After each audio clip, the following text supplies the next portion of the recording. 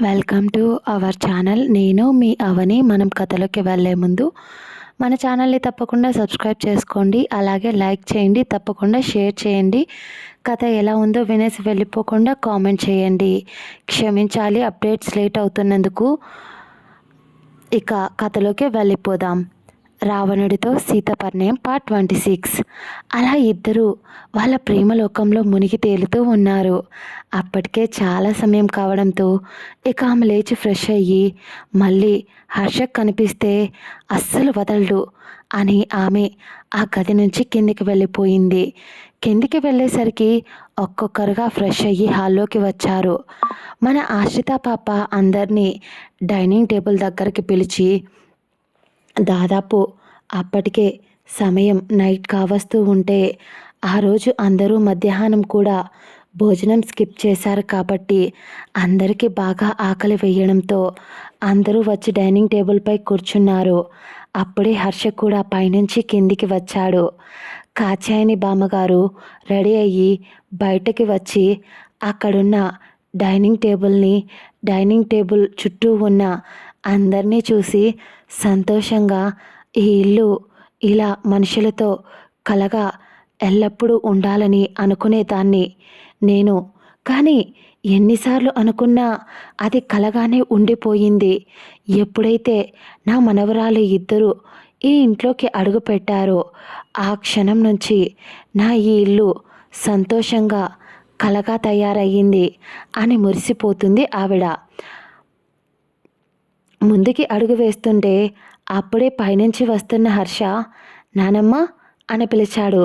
హర్ష వైపు చూసిన ఆవిడ, పెద్దోడా ఎలా ఉన్నావయ్యా అని అంటూ అతడు ఎవరి ముందు క్షమాపణ అడగనివాడు. సారీ నానమ్మ, మిమ్మల్ని బాగా ఇబ్బంది పెట్టా కదా అనేసరికి, అయ్యో లేదురా, నువ్వు నన్ను ఇబ్బంది పెట్టడం ఏంటయ్యా, నాకు తెలుసు నా హర్షబాబు ఎంత పెద్దోడైనా అలా బాధ పెట్టడు అని. అలా చేశాడంటే ఏదో ఒక కారణం ఉంది అని. అయినా నువ్వు చేసిన పని ఏంటి, నువ్వు ఊరికి వెళ్ళిపో అని చెప్పావని బట్టలన్నీ ప్యాక్ చేసుకున్నా. తీరా చూస్తే దేశమంతా ఎక్కడెక్కడో ప్రాచీనమైన గుడులు ఉన్నాయో వాటిని అన్నింటికి తిప్పి మనుషుల్ని పెట్టి మరీ నాకు అన్నీ చూపించావు అని ఆవిడ నవ్వుతూ, హర్ష తల నిమిరి, ఎప్పటికీ అర్థం కావు హర్ష నువ్వు అని అనుకుంది ఆవిడ. అజయ్ వస్తున్న పెద్ద ఆవిడని మరియు హర్షను చూశాడు.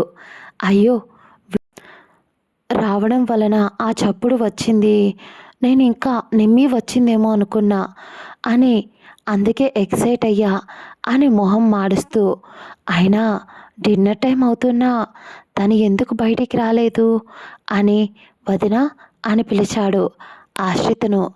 ఆశ్రిత ఏంటి అజయ్ అని అడిగేసరికి, అది నిమ్మి ఎందుకు బయటికి రాలేదు అని అజయ్ అడిగేసరికి ఆశ్రిత కొంచెం ఇబ్బందిగా, అదేం లేదు అజయ్, ఇక్కడ ఇంతమంది ఉన్నారు కదా, తను అందరినీ ఒకటే చోటు చూస్తే భయపడుతుంది.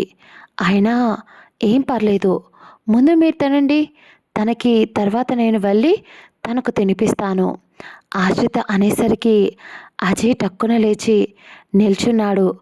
ఆ మాటలకు అప్పుడే అక్కడికి వచ్చిన హర్ష అతడు బిహేవ్ చేస్తున్న విధానం ఓరకంట గమనిస్తున్నా ఏం మాట్లాడకుండా సైలెంట్గా ఉన్నాడు. వెళ్ళి డైనింగ్ టేబుల్ దగ్గర కూర్చున్నాడు హర్ష. కానీ మన బాబుగారు తన అన్నయ్య రావడం కూడా ఆ క్షణం మర్చిపోయి, అది కాదు వదిన, మనం తనను ఇంకా మార్చాల్సింది పోయి నువ్వే అలా ఒంటరిగా ఒక్కదానికి భోజనం పెడితే తను ఇంకా వాళ్ళ వాళ్ళలో ఇక్కడున్న వాళ్ళలో కలవకుండా అలాగే ఒంటరిగా భయపడుతూ ఉంటుంది కదా, కాబట్టి ఏం పర్లేదు, డాక్టర్గా నేను చెప్తున్నా కదా, తన్ని ఇక్కడికి తీసుకురా, అందరితో కలిసేలా చెయ్యి, ఆ తర్వాత భయపడితే నేను చూసుకుంటాను అన్నాడు. అప్పుడే మన ఐరా పాప అక్కడే నందు పక్కన కూర్చొని ఉన్న తన ప్లేట్లో ఉన్న ఒక కర్రీలో కొంచెం ఉప్పు ఎక్కువైనట్టుంది అని ఆ కర్రీని స్పూన్తో తిప్పుతూ ఆ కర్రీ వైపు చూస్తూ చెప్పింది. అందరూ ఆమె అజయ్ అన్నదానికి అలా అందేమో అనుకుని అందరికీ నవ్వు వచ్చేసింది. కానీ ఎవరూ ఆ క్షణం పైకి నవ్వలేదు. అప్పుడే అజయ్ ఐరా వైపు చురుగ్గా చూశాడు. కానీ మన ఐరా పాప అదేమీ పట్టించుకోకుండా కొంచెం ఎక్కువయింది అని మళ్ళీ ఒత్తి పలికింది. అరే అజయ్, నేను నిన్నన్నాననుకున్నావా? లేదు లేదు, కాదు కొంచెం స్పైసీ కూరలో ఎక్కువైంది, తగ్గించుకుంటే చాలా బాగుంటుంది అని అతన్ని తిట్టినట్టే చెప్పి సైలెంట్ అయింది మన ఐరా పాప. కానీ అప్పటికే నిమ్మి నిద్రలేచి ఫ్రెష్ అయ్యి తనకు బాగా ఆకలిగా అనిపిస్తూ ఉంటే ఆ గదిలో నుంచి అక్క అంటూ బయటికి వచ్చింది నిమ్మి. ఆమె పిలుపు హాల్లో ఉన్న వాళ్లకు వినిపించి నిమ్మి వస్తున్న వైపు చూశారు అందరూ. అక్కడ ఆమె లైట్ పర్పుల్ కలర్ ఫ్రాక్లో చాలా క్యూట్గా, అందంగా, ముద్దుగా తన చేతిలో ఒక టెడ్డీ బేర్తో కిందికి వస్తున్న తన మీదే ఉంది అందరి చూపు. కానీ అజయ్ ఏదో ఆమెను చూసి కొన్ని సంవత్సరాలు అయినట్టు అలాగే చూస్తూ ఉన్నాడు. అప్పుడే నిమ్మి కిందికి వచ్చి అక్క అని పిలుస్తూ ఆశ్రిత పక్కకి వచ్చి నిల్చుంది. నిమ్మిని చూసి వచ్చేసావా బంగారం, ఇలారా అంటూ ఆమెను కూడా అక్కడే కూర్చోబెట్టింది ఆశ్రిత.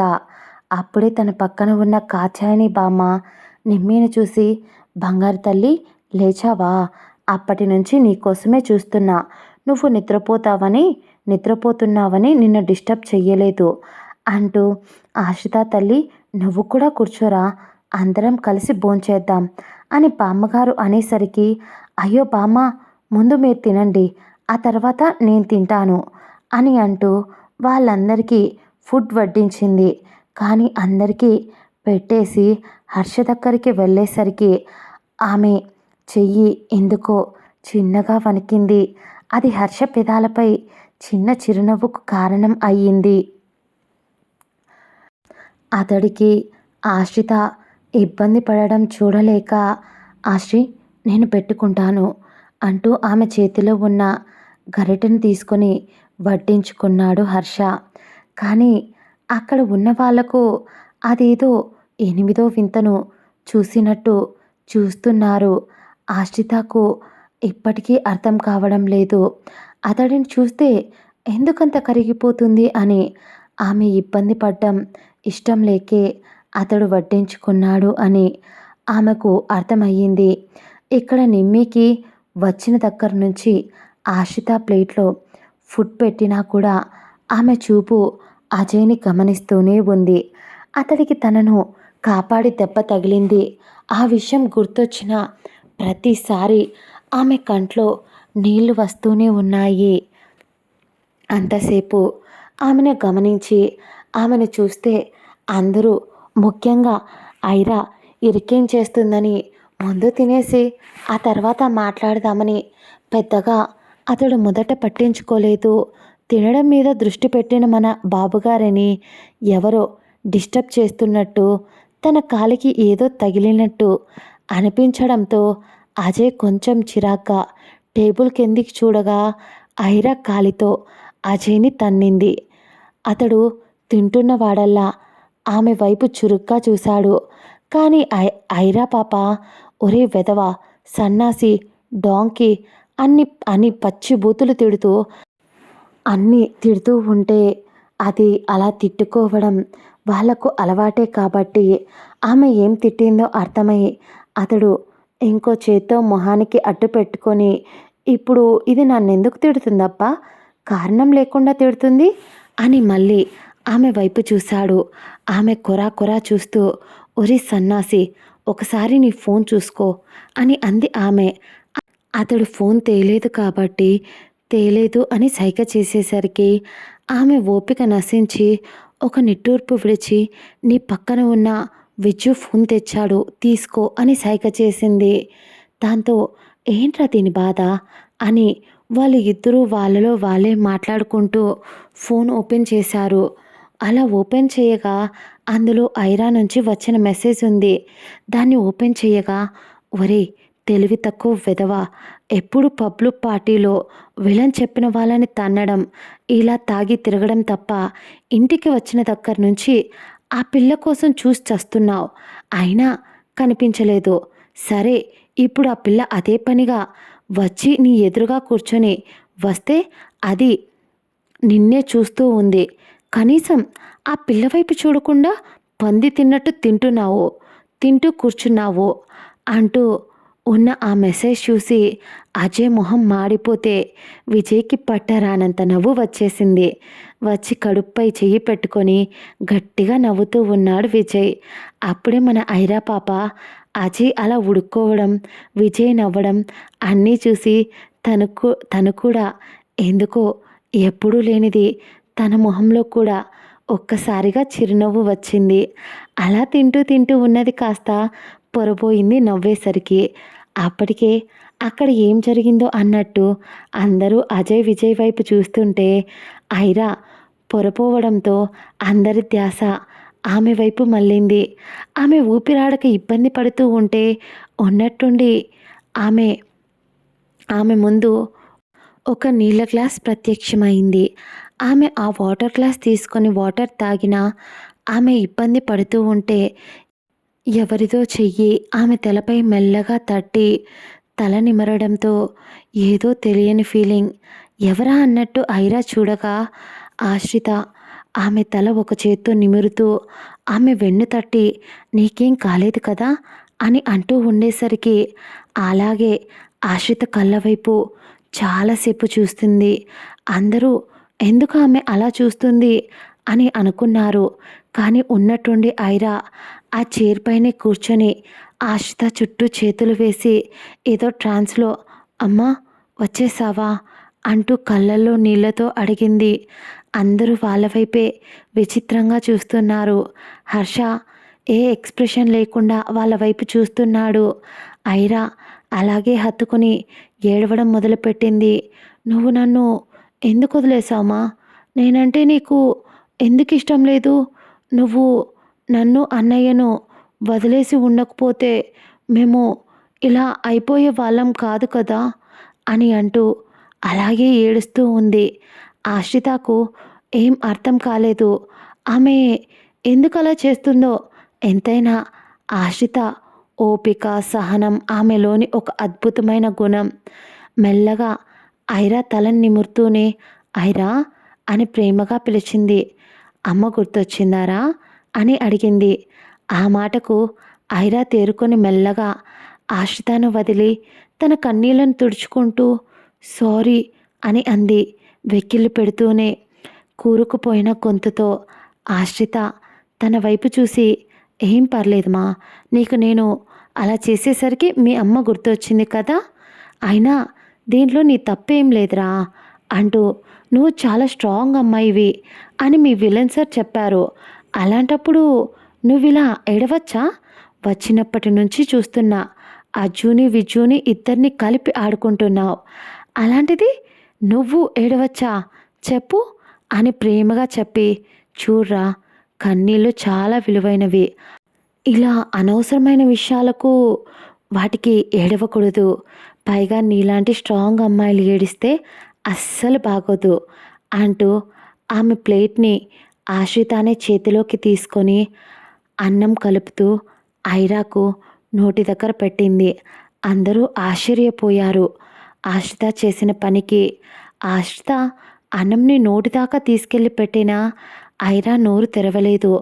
దాంతో ఐరాకు అలా తినడం ఇష్టం లేదేమో అని ఆశ్రితకు అనిపించింది.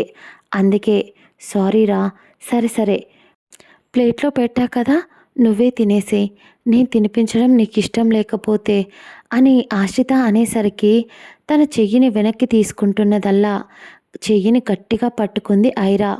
మీరే తినిపించండి అని అంది బెంగగా. ఆశ్రిత చిరునవ్వు నవ్వి ఇదిగో అంటూ అన్నం కలిపి ఆమెకు తినిపించింది. అందరూ తినడం మొదలుపెట్టారు. అక్కడే ఉన్న కాచాయని గారు నిమ్మికి తినిపిస్తూ ఉంది. కానీ నిమ్మి ఆలోచన అంతా ఎదురుగా ఉన్న అజయ్ వైపే. కానీ అతడు అస్సలు ఆమె వైపు చూడటం లేదు. ఎందుకంటే నిమ్మిని ఇప్పుడు కనుక అతను చూస్తే ఆమె అతన్ని చూడటం మానేస్తుంది. ఆడపిల్లలకి సాధారణంగా ఉండే భయం, బిడియం ఆమెకు ఇంకొంచెం ఎక్కువే ఉన్నాయి కాబట్టి అతడు చూడకుండా సైలెంట్గా తింటున్నాడు. నందుకు ఐరా, ఆశ్రిత ఇద్దరిని చూసి మనసులో ఒక రకమైన సంతోషం. అతడు ఎంత ఐరాకు అన్నగా ప్రేమను పంచినా కూడా ఒక మంచి కుటుంబాన్ని తెచ్చి ఆమెకు పెళ్లి చేయాలి అనుకున్నాడు నందు.